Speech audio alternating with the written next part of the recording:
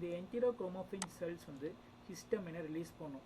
இந்த ஹிஸ்டமைன் வந்து HCl secrete பண்ண உதவுது. அது எப்படின்னா பேரட்டல் செல்ஸ் வழியாக போய் சரி இந்த ஹிஸ்டமைன்னா என்ன அப்படின்னு பார்த்தோம்னா இந்த ஹிஸ்டமைன் வந்து ஹிஸ்டிடின் வழியாக ஹிஸ்டமைன் கிரியேட் ஆகுது.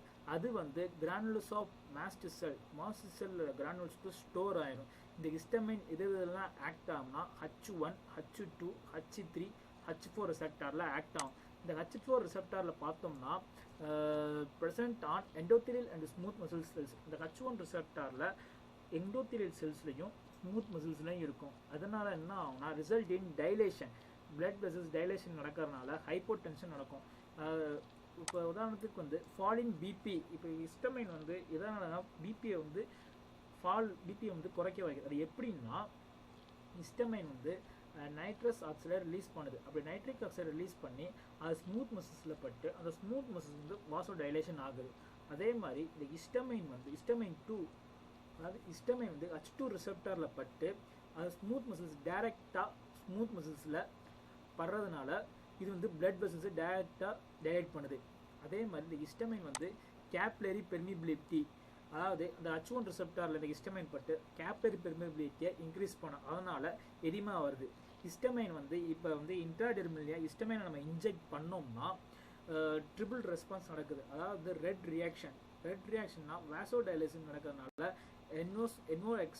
NO2 release of nitrous oxide release ஆகுது. அதனால் வாசோ டைலேஷன் நடந்து ரெட் ரியாக்ஷன் நடக்குது. அதே இது permeability of capillary wheal reaction நடக்கும். அதாவது கேப்லரி பெர்மிபிலிட்டி அதிகமாகிறதுனால எடிமா வருது. அதே மாதிரி ஆக்சான் ரிஃப்ளெக்ஸ், இந்த பெரிபரல் நர்வ் எண்டிங்ஸில் இந்த ஹிஸ்டமைன் வரதுனால இச்சிங் சென்சேஷன் அதுவும் வருது. இந்த ஹிஸ்டமைன் பார்த்தோம்னா H1, H2 ரிசெப்டர் ஆன் ஹார்ட்டில் H1 ரிசெப்டரோட வேலை என்னன்னா இந்த ஹிஸ்டமைன் படும்போது நெகட்டிவ் ட்ரோனோட்ரோபிக், அதாவது ஏவிக் கண்டக்ஷன் வந்து டிக்ரீஸ் ஆகும். அதே இது H2 ரிசெப்டாரில் ஹிஸ்டமைன் படும்போது ஃபோர்ஸ் ஆஃப் கன்ட்ராக்ஷன், ஹார்ட் வந்து ஃபோர்ஸ் ஆஃப் கன்ட்ராக்ஷன் ஆகி விரியும். அதே இது இந்த ஹிஸ்டமைன் வந்து விசுரல் ஸ்மூத் மசில்ஸ் அதில் படும்போது என்ன ஆகுதுன்னா ஒன்று வந்து பிராங்கோ கன்ஸ்ட்ரிக்ஷன் ஆகும், இன்னொன்று வந்து அப்டோமினல் கிராம்ப்ஸாகவும் வருது. இந்த பிராங்கோ கன்ஸ்ட்ரிக்ஷன் லைக் இந்த அலர்ஜிக் ரெஸ்பான்சஸ் நடக்கும்போது இந்த ஹிஸ்டமைன் ஒன்று தான் வந்து இந்த பிராங்கோ கன்ஸ்ட்ரிக்ஷன் அப்படிங்கிறத கொண்டு வருது. அதே இது இந்த ஹிஸ்டமைன் வந்து பார்த்தோம்னா H2 ரிசெப்டாரில் படும்போது பேரட்டைல் செல்ஸ் வழியாக கேஸ்ட்ரிக் ஆசிட் செக்ரேஷனை வந்து இன்க்ரீஸ் பண்ணுது. அதே மாதிரி இந்த ஹிஸ்டமைன் வந்து நர்வ் எண்டிங்ஸ் H1 ரிசெப்டாரில் நர்வ் எண்டிங்ஸில் படும்போது இச்சிங் அண்ட் பெயின் அதுவும் கொண்டு வருது. அதே இது இந்த ஹிஸ்டமைன் வந்து பிரெயினில் செக்ரெட் ஆகிறதுனால ரெட்டிகுலர் ஆக்டிவிட்டி சிஸ்டத்தை ஆக்டிவேட் பண்ணி வேக்ஃபுல்னஸ், இப்போ வந்து ஒரு பேஷண்ட்டை வந்து முழிச்சிருக்க செய்கிறது வந்து இந்த ஹிஸ்டமைனால் மட்டும்தான் முடியும். அதே இது ஹிஸ்டமைன் 3 ரிசெப்டார் இப்போ ரிலீஸ் ஆகிற ஹிஸ்டமைன் வந்து ஒரு இம்பல்ஸ்லேருந்து, அதாவது நர்வ் டெர்மினல்ஸ்னு இன்னொரு டெர்மினல்ஸ் போகணும். இந்த ப்ரீசினாப்டிக் நர்வ் டெர்மினல்ஸில் இந்த H3 ரிசெப்டார் இருக்கும். இந்த ரிலீஸ் ஆகிற ஹிஸ்டமைன் வந்து இந்த H3 ரிசெப்டார் வழியாக போக முடியாது. ஏன்னா இந்த H3 ரிசெப்டார் வந்து ஹிஸ்டமைனை வந்து போக விடாமல் தடுத்துரும். இப்போ இந்த ஹிஸ்டமைனுக்கு வந்து ஆன்டோகோனிஸ்ட் நம்ம யூஸ் பண்ணோம்னா லைக் வந்து இப்போ நார்கோலிப்சிக் பேஷண்ட் இருக்காங்கன்னா அவங்களுக்கு வந்து இந்த ஹிஸ்டமைன் 3 ஆன்டோகோனிஸ்ட் அப்படி யூஸ் பண்ணோம்னா அவங்க எப்போதுமே முழிச்சிக்கிட்டே இருப்பாங்க, ஸ்லீப் வர வாய்ப்பு இல்லை. அதாவது H4 ரிசெப்டார், இந்த H4 ரிசெப்டார் எங்கெங்கே இருக்குன்னா ஈசினோஃபில், பேசோஃபில், மாஸ்ட் செல்.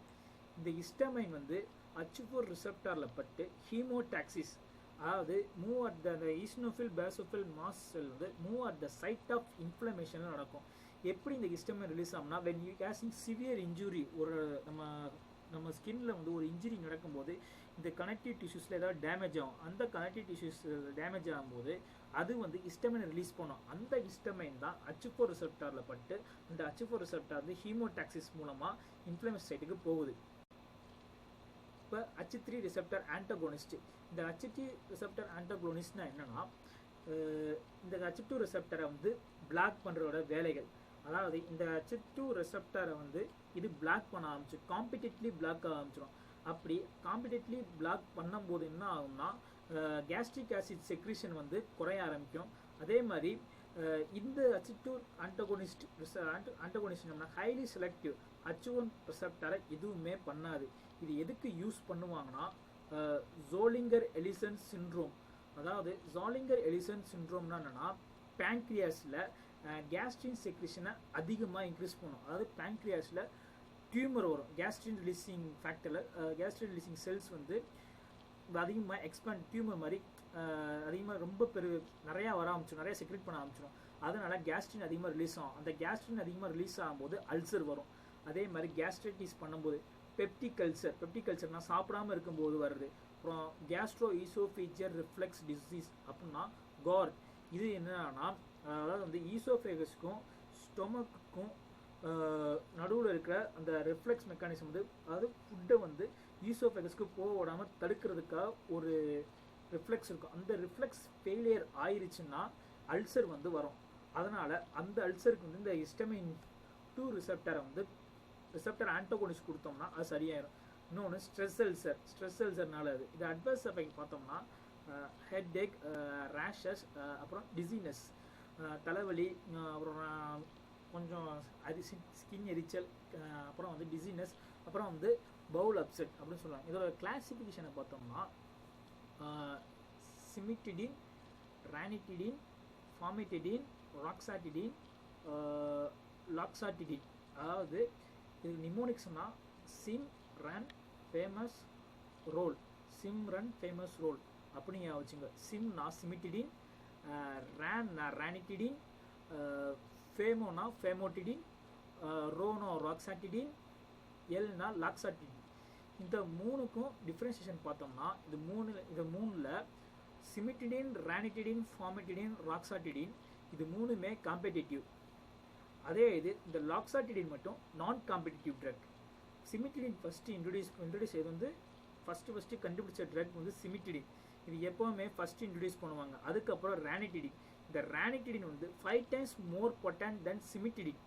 சிமிட்டிடினோட 5 times ஸ்ட்ராங்கராகவும் இருக்கும். இந்த ஃபார்மிட்டிடின் வந்து இது 5 times மோர் பொட்டன்ட் தென் ரானிட்டினோட 5 times மோர் பொட்டன்ட்டாக இருக்கும். அதுவும் பார்த்தாதுக்கு இது வந்து லாங்கர் டியூரேஷன் ஆஃப் ஆக்ஷன், இது ரொம்ப நாளைக்கு இருக்கும். அப்புறம் புரோட்டான் பம்பை பற்றி பார்ப்போம். புரோட்டான் பம்ப்னா என்னென்னா, இப்போ கேஸ்ட்ரின் மூலமாக நம்ம ரிலீஸ் பண்ண கேஸ்ட்ரின் வந்து இந்த புரோட்டான் பம்ப் மூலமாக இந்த பொட்டாசியத்தை உள்ளேயும் ஹைட்ரஜனை வெளியேயும் கொண்டு வரும். அப்படி ஹைட்ரஜன் வெளியே கொண்டு வரும்போது என்ன ஆகும்னா HCl செக்ரேஷன் ஆகும். அதே மாதிரி அசிட்டைல் கோலின் மூலமாகவும் இந்த புரோட்டான் பம்ப் வந்து ஆக்ஷன் நடக்கும். இவனோட ஹிஸ்டமைன் வழியாக நடக்கும்போது என்னன்னா ஜி புரோட்டீன் கப்புள் ரிசெப்டார் வழியாக இந்த சைக்ளிக் அடினில் சைக்ளேஸ் அது ஆக்டிவேட் ஆகி ஏடிபி வந்து சிஏஎம்பியை கன்வெர்ட் ஆகி புரோட்டீன் கைனஸ் ஏவா அது வரும். அதை பற்றி இப்போ பார்ப்போம். First G protein coupled receptor அப்படின்னா என்னென்னா, இட் இஸ் ஏ வந்து 7 டிரான்ஸ்மெம்பரேன் ரிசெப்டார் அப்படின்னு சொல்கிறாங்க.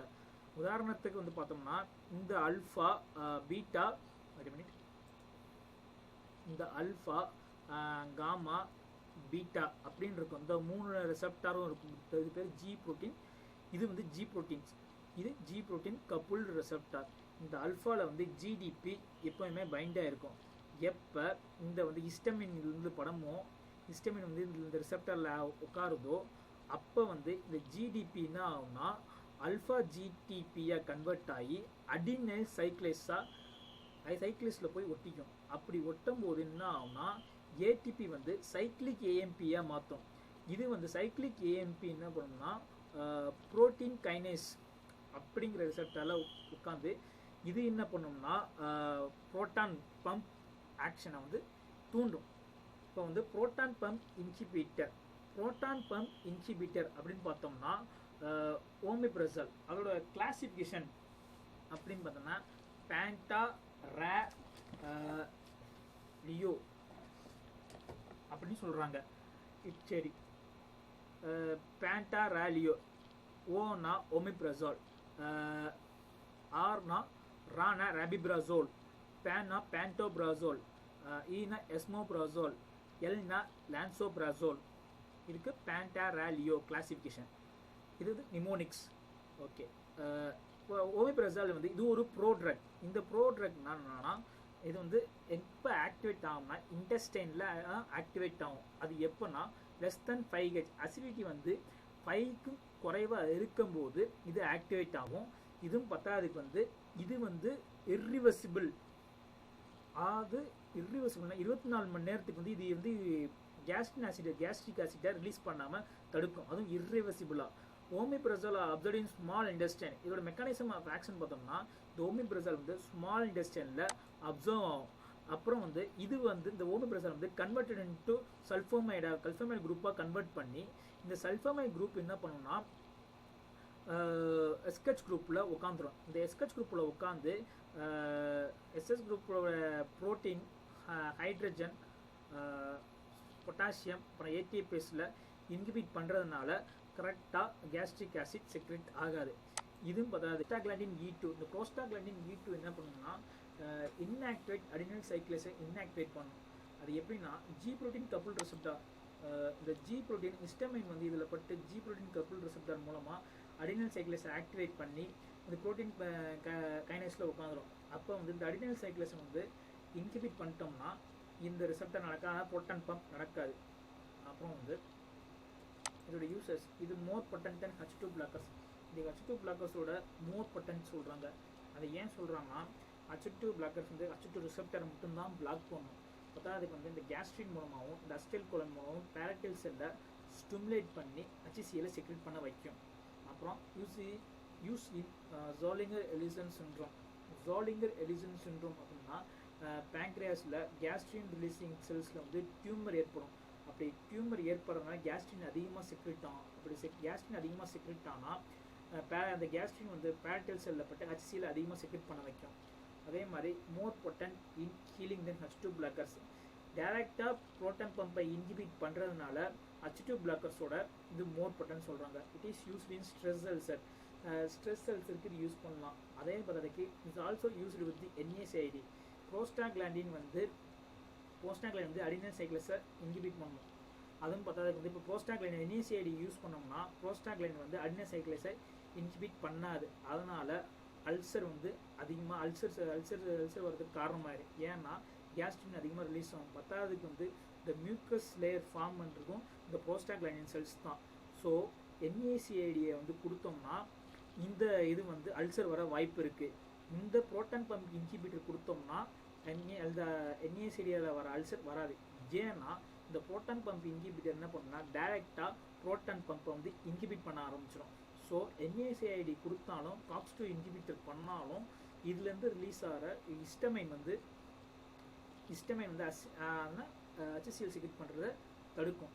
அதே மாதிரி கேஸ்ட்ரோ ஈசோஃபேஜியல் ரிஃப்ளக்ஸ் டிஸார்டர். இந்த காட் எதனால் வரும்னா இந்த ஈசோஃபேகஸ்க்கும் இந்த டியோர்னத்துக்கும் இந்த டியோர்னத்துக்கும் உள்ள கனெக்ஷனில் ஒரு ரிஃப்ளெக்ஸ் மாதிரி இருக்கும். அது வந்து சாப்பிட்ட உணவு வந்து திரும்பி ஈசோஃபேகஸ்க்கு போக விடாமல் தடுக்கிறது தான் இந்த கேஸ்ட்ரோ ஈசோஃபேஜியல் ரிஃப்ளெக்ஸோட வேலை. இதில் ஏதாவது டிஸார்டர் ஏற்பட்டுச்சுன்னா அல்சர் வர ஆரம்பிக்கும். ஆனால் இந்த அல்சர் வந்து டைரெக்டாக புரோட்டான் பம்பை இன்ஹிபிட் பண்ணுறதுனால HCl செக்ரெட் ஆகும். ஸோ கேஸ்ட்ரோ ஈசோஃபேஜியல் ரிஃப்ளெக்ஸ் டிஸார்டருக்கு இது கொடுக்கலாம். இது யூஸ் பண்ணுறதுனால கைனகோமாஸ்டியா அப்புறம் எரெக்டைல் டிஸ்ஃபங்க்ஷன் வர வாய்ப்பு இருக்குது. அப்புறம் டயேரியா. இது தொடர்ந்து யூஸ் பண்ணுறதுனால என்னன்னா விட்டமின் B12 வந்து ஒழுங்காக இன்டெஸ்டைனில் அப்சர்வ் ஆகாது. அப்படி அப்சர்வ் ஆகாதனால B12 அப்சர்வ் ஆக folate anaemia, vitamin B12 anaemia, pernicious anaemia வர வாய்ப்பு இருக்குது. ஹெட்டேக்கு, அப்புறம் abdominal pain, risk of infection. ஏன் risk of infection HCl secretion ஆகாதனால ஸ்டொமக்கில் வந்து இன்ஃபெக்ஷன் வர வாய்ப்பு இருக்குது. இது ப்ரொலாங் யூஸ் பண்ணுறதுனால கேஸ்ட்ரிக் டியூமர் வரும்.